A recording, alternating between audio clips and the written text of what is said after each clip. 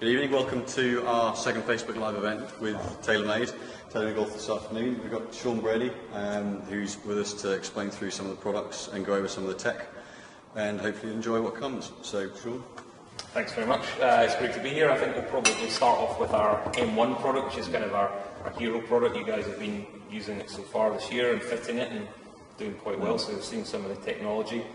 I think, you know, the head itself probably is quite self-explanatory. What we're always trying to do with clubs, be it M1, M2, is we're always trying to find what we call discretionary weight. So we're trying to find extra weight in the head that we can utilise in other parts of the head to improve forgiveness, improve ball speed, improve CG location, all of those types of things. So you'll see here from this year's M1 particularly, you'll see that we've moved weight away from the sole area there, and we've replaced that with carbon. You can feel that's very, very light. And then on the crown, we have the carbon crown like we had last year, but this year it's a 6-layer crown as opposed to 7-layer crown. So very, very minimal, but it's a little bit of extra weight saving that we're always trying to do. And it's about, is it 40% more carbon in the head this year? Correct, that's right, 43% of carbon. So we're always trying to just find and shave away that little bit extra wherever we can. And again, we've got the hosel that we would all use in the loft sleeve to adjust face angle and loft that you would expect. It's a 4-degree sleeve, so 2-degree movement either way. It's slightly different this year. Good for you guys, it's aluminium, so it allows you to move it around if you're changing shafts, which is good. And also for us, of course, which we're well known for, is our movable weight technology. So this year particularly, the weight saving has allowed us to make the track a little bit longer. So you might want to see that track is just a little bit longer before, and you'll notice it goes right to the back of the head. So that actually gives us about 64% more adjustability in CG movement. You can see from the frame here, again, where the composite's gone in, where these frames sit within those, so that sits in that section there.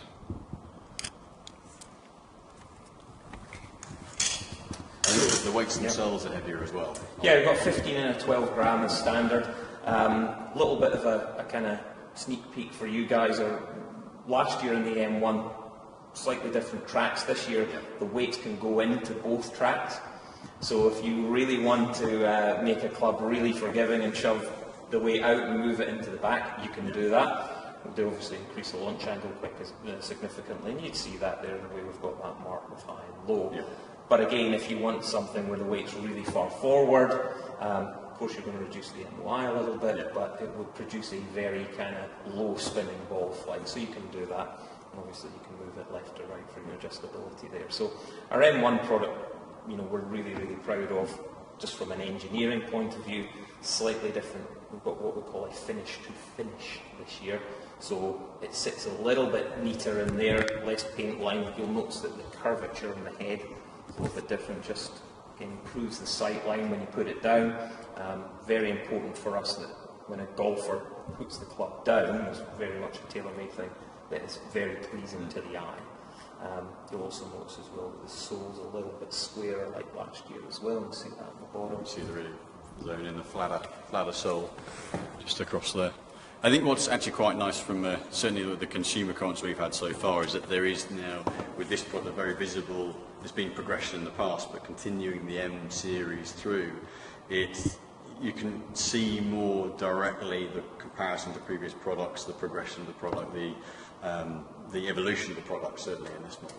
Yeah, and I think that's, I mean, obviously in the past what we've tended to do is change the naming convention. Yeah. I think this year we felt was, we built the M brand, the multi-material brand as we like to call it, and it seemed the right thing to do to keep that in both the M1 and in the M2 product.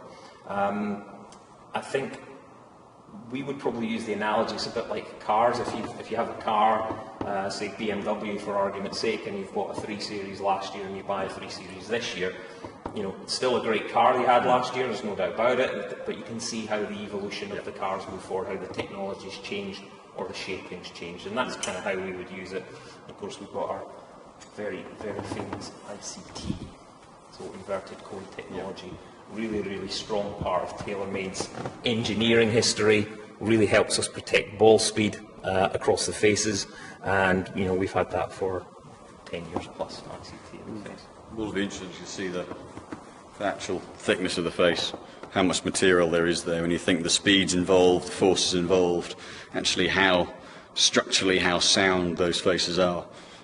See something that sort of insight you don't see the face side of it, but yeah, they can take a lot of impact. Yeah, and like us, like every other manufacturer, we tend to use plasma welding, which is particularly accurate, not putting too much solder in there. The material is very, very strong. The bonds are very, very strong, but very accurate as well. And I think, if we're talking about from an engineering point of view, all you need to do is just look inside there. You can see the structure of the head.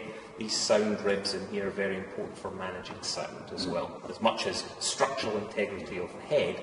But managing sound is really, really important. So we actually have sound engineers. We actually have people that is their job. Yeah. And we know that particularly we're trying to hit a certain window of sound, because not only do we want the club to sound solid, but we want it to sound loud and crisp at the same time. And that's quite a difficult thing to manage when you've got speed pockets, when you've got faces, you've got carbon, and you're putting all those materials together.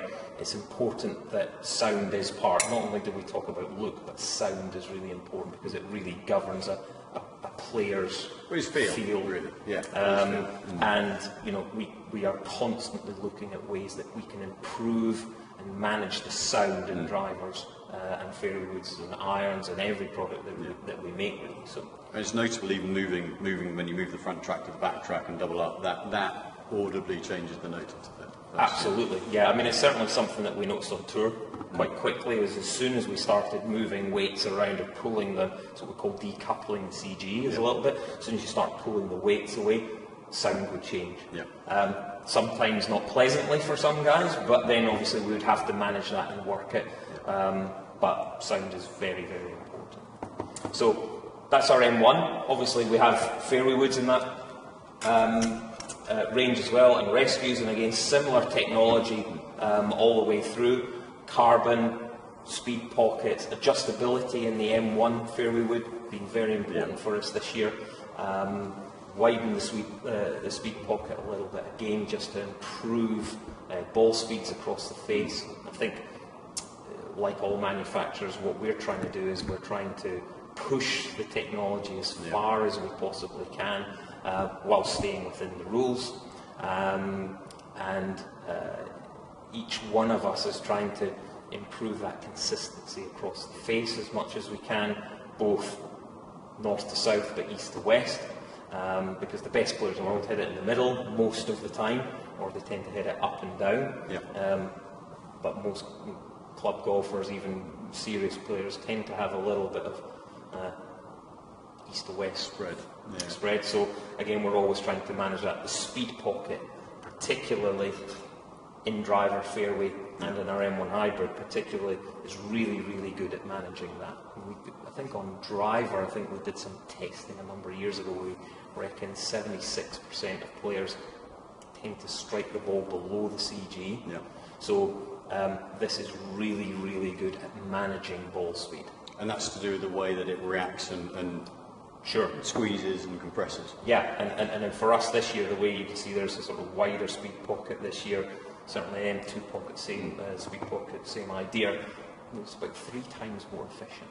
So again, it's just those little engineering cues where we can just try and find that little bit extra, that little bit more consistency, that little bit better CG placement to give golfers of all standards that ability to try and maximise the good stuff and minimise the bad stuff. And we've certainly seen where traditionally hitting high on a miss high on the face always keeps spin down. What's been noticeable with you see it particularly more in fairways because of hitting the ball off the deck, but with the drivers, the spin maintenance is better low on the face than, and it's not just with TaylorMade's products, but across the board, that's been better than it's ever been. So ball speed maintenance, but particularly not flaring spin like it has done in the past. Yeah, and to be honest with you, a lot of that is about CG placement. A lot about that is the face design, and all of us are always trying to make that high toe hit spin and react as best it can with things like vertical gear effect and horizontal gear effect. We're just trying to always make those things improve a little bit more each time. So it's interesting you talk about spin management. That's certainly a term that you'd hear quite a lot in our R&D teams and engineering teams, is how do we try and manage that.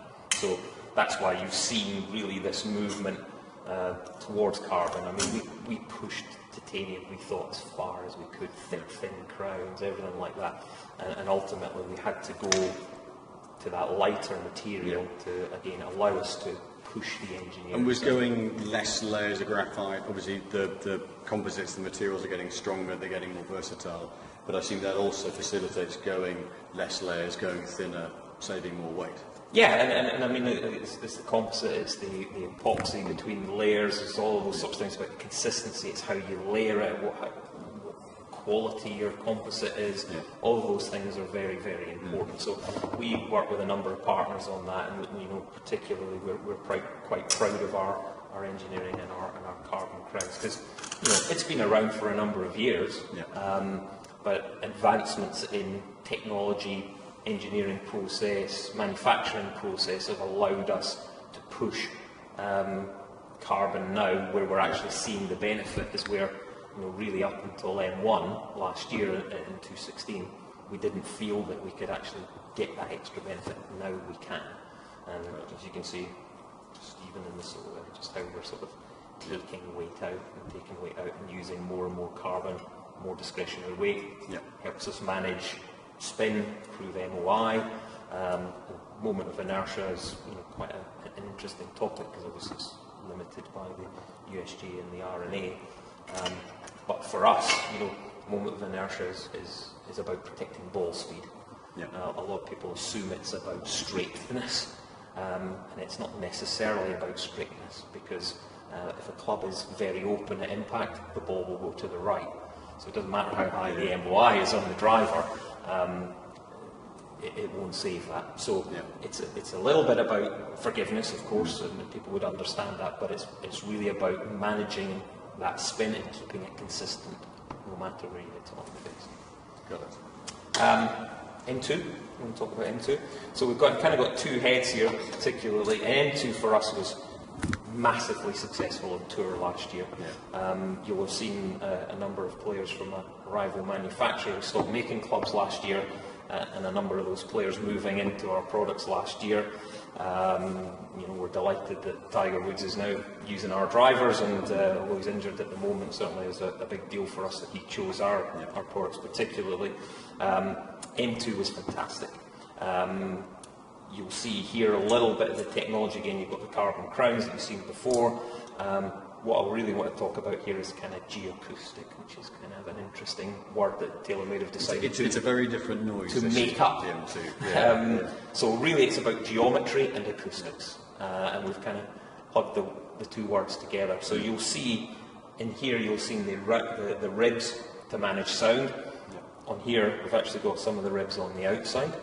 And you maybe see that on there.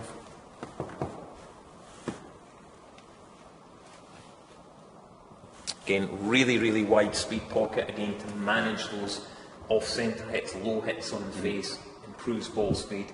As I say, about 3 times more efficient than last year's. And would you look to change that feature between the driver models, being aimed at potentially different parts of the market, or is that a technology you would just say, well, if it's better on one head, it's better on every head, so across? Yeah, I mean, I think you can sort of clearly see here, I think if I'm answering your question correctly, the speed pocket here is a different shape and size than it is on an M1. Now, that might be because of the mechanism, it might be because of the head shape, and you can see there's different head shapes, flatter bottom, more curved bottom, how the head shape, so the speed pocket will be specifically designed for a specific club. So even with the M2 range, you'll get a slightly different shape and size of speed pocket on the driver to the fairway weight to the higher end, just so it's kind of, again, engineered to suit a particular product. Because again, we could probably make the speed pocket bigger, wider and faster, but then we would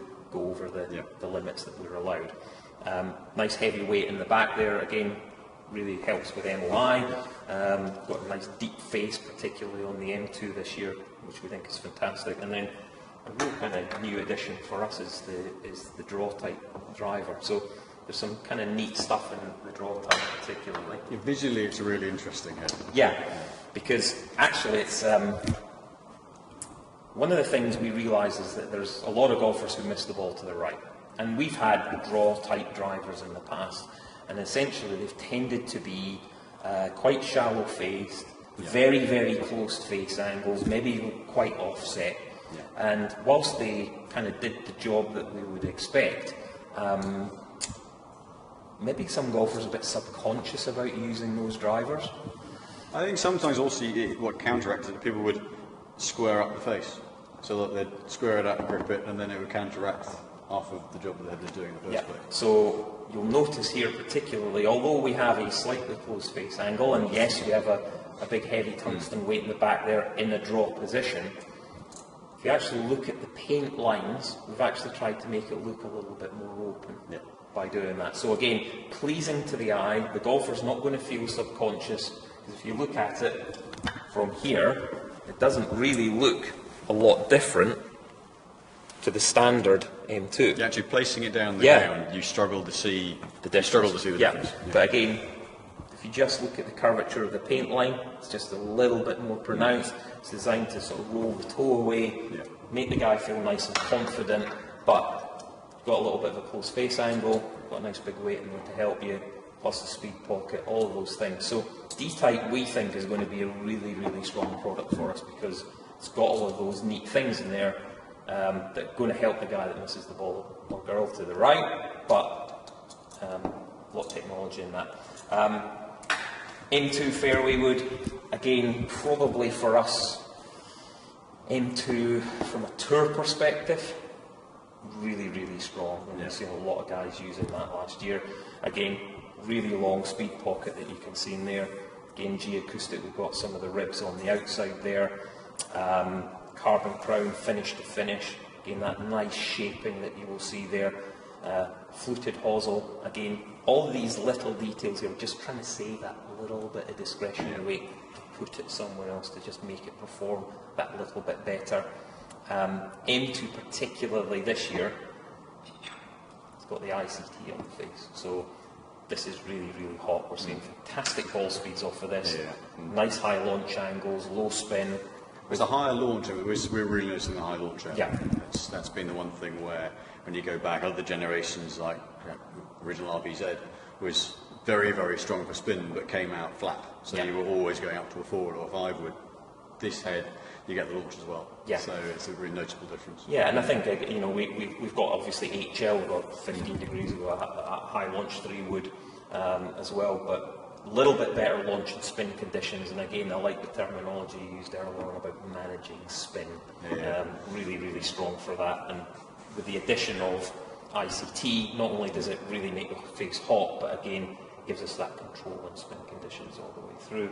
And then of course we have a hybrid along with that as well. Nice wide speed pocket, really designed to go a little bit more right to left for most people. So I think the better players probably going to think about the M1 hybrid. I was going to say, the M2 a little shorter hybrid. A little shorter shape. Really designed, I think, for the player that prefers an iron. So they can move and progress from an iron into that hybrid. It's really designed to be a little bit anti-left, which I think a lot of guys struggle, or good players struggle with the hybrid.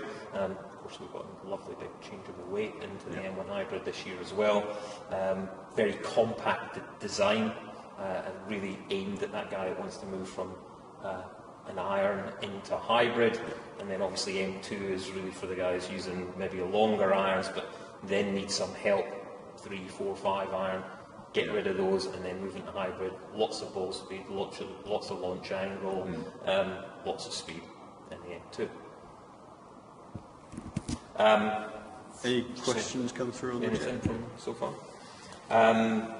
So yeah, I mean our metal wood range this year is we think really, really strong, and I think you guys have probably seen that so far. From a tour perspective, we've kind of gone off the charts. European Tour, US Tour, high 40% usage each week. We've had 5 wins already. John Ram, most notably, in Torrey Pines, had a fantastic week and make an eagle at the last, and Zanotti last week making an eagle at the last. So the guys have been really moving into the product very, very quickly, and as you guys know, because you spent some time out on tour and we've seen you out there, it's not always easy to get tour players out of product that they're very comfortable with. So to get them from a 216 product into 217 product, particularly at this time of year, is a testament, I think, to our guys on tour and the job that they do, but also the product themselves. So we'd always use that as a bit of a marker if the tour guys, particularly if they're doing well, switch immediately. That's generally quite a good marker to how solid the performance of the new product is going to be. So if you take Jason Day previously, where mid sort of playoff schedule he switched product. Yeah. At that point you know it's going to be a strong product because he's never going to change at that point unless it's better. So it's always a marker to use.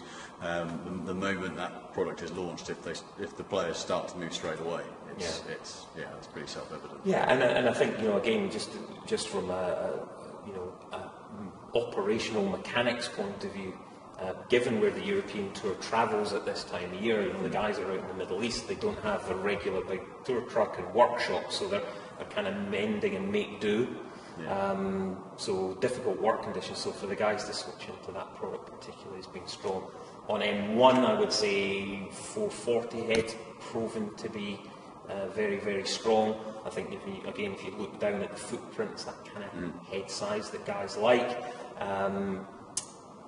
just a little bit kind of from our side is kind of the aspects of face, depth back to front, depth from heel to toe.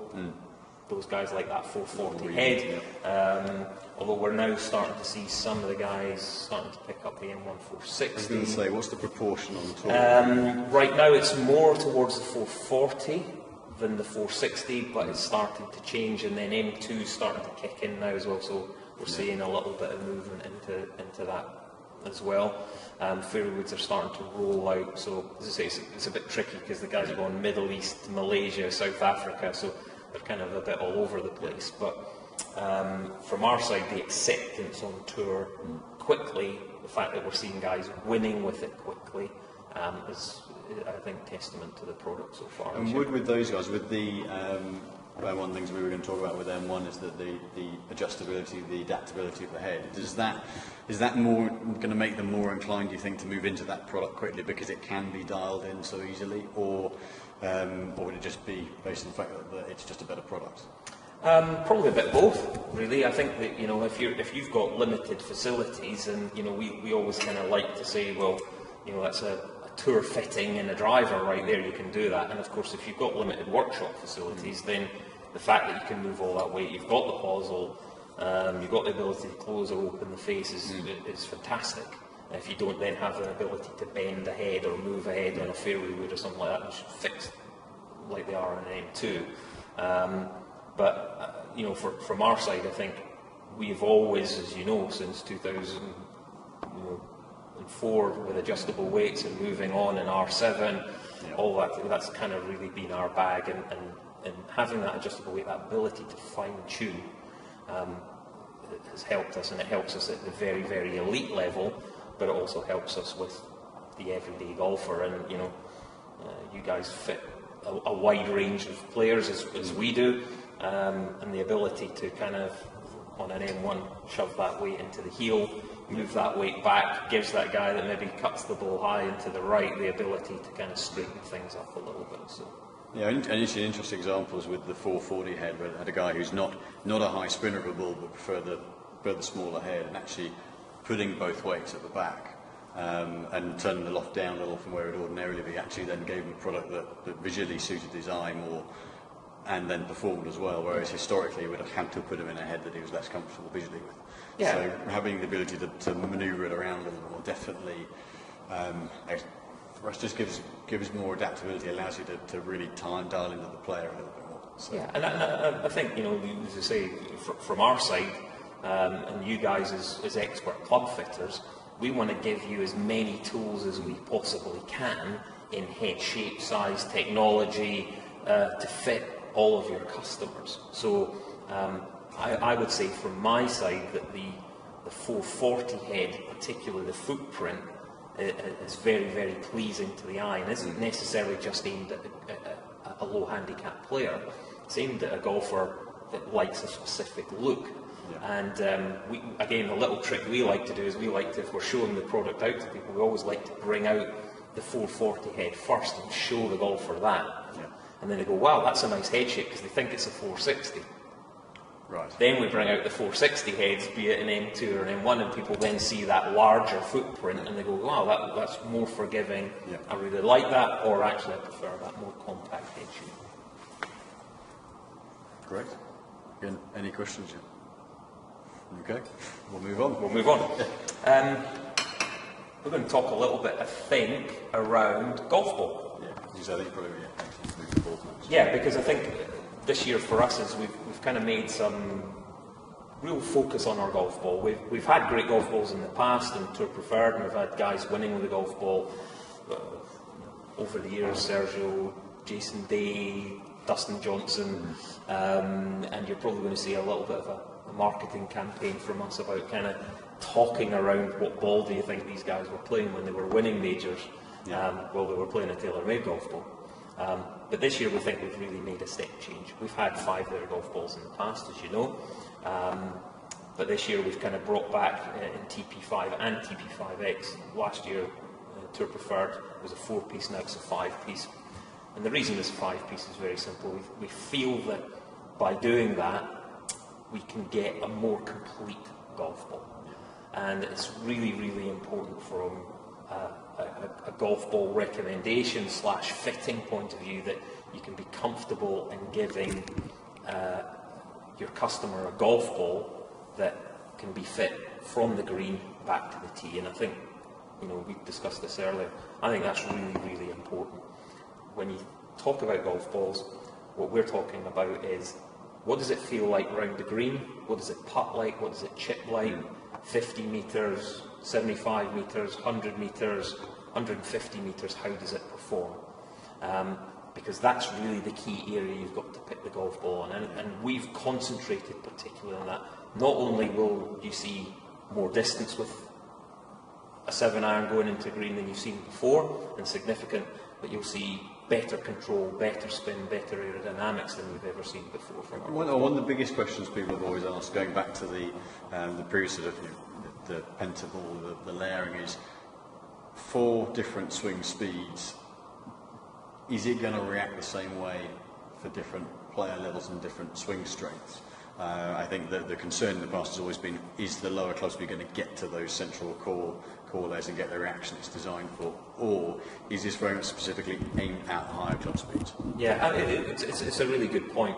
Golf balls are designed, obviously they will compress against the face, and then as they move out they kind of regain their shape. Yeah. Every player in the world, even no matter what swing speed that, will compress the ball somehow. So of course every part of the ball, every layer of the ball, be it the core, be it the mantle, be it the cover, is being activated.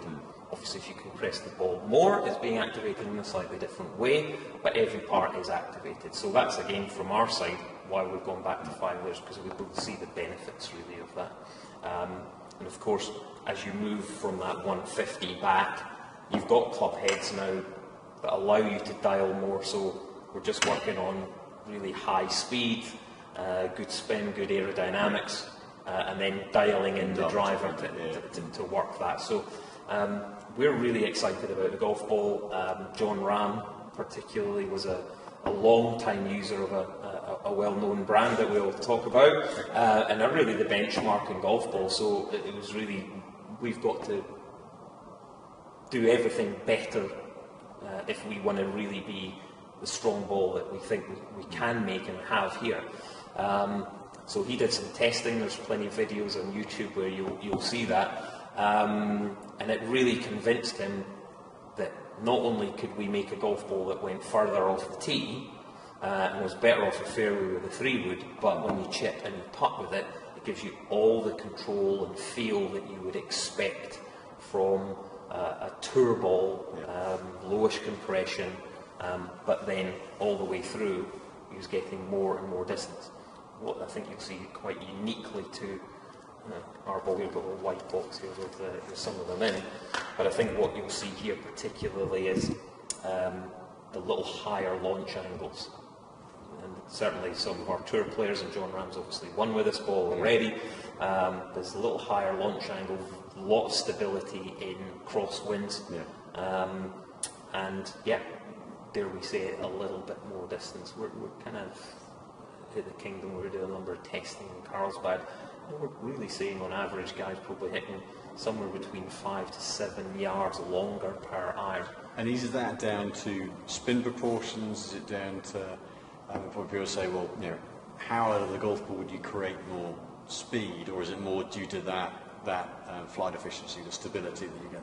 Well, again, this is one of the things we were talking about earlier on. The chemists will say it's the chemistry in the golf ball, because that's what it is, a little bunch of chemistry.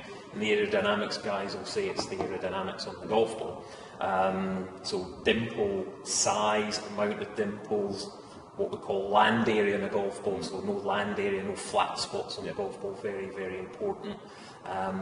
So I would say it's kind of the whole package, really.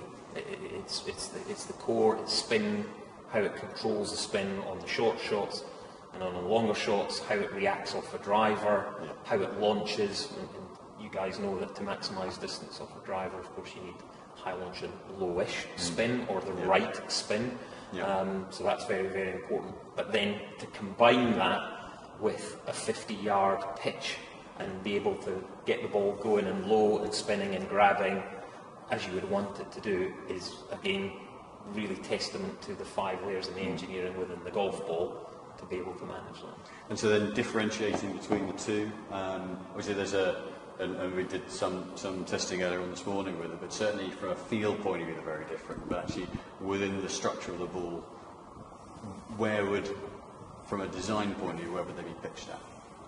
Well, I think, I think, again, from our side, to simplify it, I would probably say, your higher ball speed players are probably going to go for the X, and slightly lower speeds would go for the 5. There'll be a slight feel difference, as you've noticed, between the two. And again, I think maybe the golf industry has kind of told the story that high spin or higher spins are a bad thing, but they're not really. It's about, as we were saying earlier on, the right spin. So there's plenty of guys on tour would use the TP5 with relatively high club head speeds, but it spins right from them from 30, 40, 50 yards out, and they can control the driver with either a lower loft to get the spin down on it. And then there are other guys that actually got high spin levels and they need to drop their spin when they're using 7 irons, 8 irons. So then that's where the X goes in. And how's that managed through an engineering point of view is core thickness, mantle layer thickness, cover, things like compression, thermometer, lots of other things. So, again, any questions through yet? So one of the things, looking at the balls, I did a bit of a test earlier on, and actually what was really quite noticeable when you're talking about the stability, ball flight stability, particularly with the X, and I'll put up some of them is most noticeable with the mid-irons, was where the spin, I'll use between the two TaylorMade balls. James will be able to focus in on those, how noticeably different for me, and it'll be different for other players, but having always been a high spin iron player, noticeably lower spin it was. The ball speeds, there'll be some human error involved on that side, but even if you just take the spin into account, you're looking at a few yards, and particularly that flight stability in varying conditions. And we'll publish sort of test numbers on the other balls that we tested another time as well, but that was noticeably the strongest on spin. So it definitely did come out probably at least 200 revolutions lower than the other balls that we looked at as well. So. And I think again that kind of goes back into really what we've said about being custom fit. Not only have you kind of got to get your clubs custom fit, but you've got to build the golf ball around how you play from the green back to the tee. Yeah. A driver you can manipulate more to manage your spin, a 7-iron less. Yeah. There's only so much you can do really with loft and lie, and that's about all you can do. So, you see there's kind of a 300 RPM difference between the two. How I would look at, kind of your spin number there would be, well, what's the best for you? I would probably say with a 6-iron, 4860 is probably a little bit on the low side, right? So, if it gave you fantastic performance from around the green, but as you were starting moving into 6-iron and upwards and it was starting to spin a bit too low, then okay, you might need to look at lofts a little bit, you might need to pull the weight back in the driver a little bit more to increase your spin rate just to dial it in. Or flip side is go to the other ball, which actually gives you better spin management all the way through, better launch conditions, and gives you all the right things, and then look at maybe pushing the weight forward in a driver or lowering loft or things like that, just to dial it in. So you can kind of go one ball to do one thing or one ball to do the other thing, and again, that's from a tour player perspective, that's where they tend to spend a lot of time working on that. For your consumers, ultimately it's a case of starting at the green, having a few chips, a few putts with it, what does it react like, does it feel good, because feel is very, very important, and then using the skills of your club fitters to look at the launch and spin numbers and dialing lofts and things like that, then you will actually start to get the real benefit out of your golf ball. Because most people tend to buy a golf ball based on kind of, I've used that before, I like it. But we would always recommend that you go out there and you go and test a few golf balls, go and buy a sleeve of 3 premium golf balls, go and test it and try it at the green, try it in a round of golf, see how it feels. If you like a particular ball but you feel you could get a little bit more out of it, then that's great when you can go back to your club fit and say, what can we do here? And that's when you start to manipulate the club head. Cool. What was also interesting was with the wedge, where with some of the other balls where they are designed for slightly different flight profiles and slightly different areas of the bag, so spin and launch differences. Actually, what was noticeable again with across those two is that the X was a little lower spin across the board. Without, there's slight variations in launch angle, but without changing the base launch angle too much. Whereas with some of the other brands, you do see more of a focus on a higher launch, lower spin ball versus a lower launch, mid-spin ball, and a really noticeable different pitch of flight. Yeah, and I think from our side, we are talking about the most complete tour ball, and I'd say golf balls are probably one of all the equipment standards that are out there is probably the most regulated. So it's very, very difficult to get something that does absolutely fantastically from the tee and is fantastic round the greens. So that's the skill of the engineering, of the chemists, of the aerodynamics guys to be able to do that. We feel and we are very confident that the golf ball that we have now can deliver on all of those areas, so that you're not really compromising in any way, as you say, be it off the tee or a 20-yard pitch into the green. Any question here? He's doing well. All right, well, maybe they're just listening and they're quite happy with it. I don't know. So I think that's from our side is really our kind of big focus, and you're going to see a big focus on our golf ball this year. We're going to kind of put a lot of marketing spend behind that. There'll be a lot of golf balls out there for people to test, and we really feel that we're going to make an impact in the ball market. We're already making an impact with our tour players with it, so 217, we're confident that will be a strong offering for us, along with what we're well known for, metal woods and irons. And the balls will be launching alongside the new irons? I mean, metal woods and irons are out now, and we have from P750 right up to the players' irons 770, right the way through to M1, M2. They're out there now, and then for testing anyway, and then retail you'll start to see golf balls in March, and that's what will start to come. So that's when you'll see the marketing kind of kick in from the company at that point. Great. So unless there are any questions, pretty much covers it all. All right.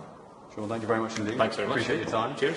And, well, if there are any questions that come up, please feel free to ask them once it's posted onto our Facebook channel, onto the website. So we'll continue to answer questions, and we can always get Sean to give us feedback and answer questions if they come through after the event. But thank you again. You're welcome. I'll see you next time.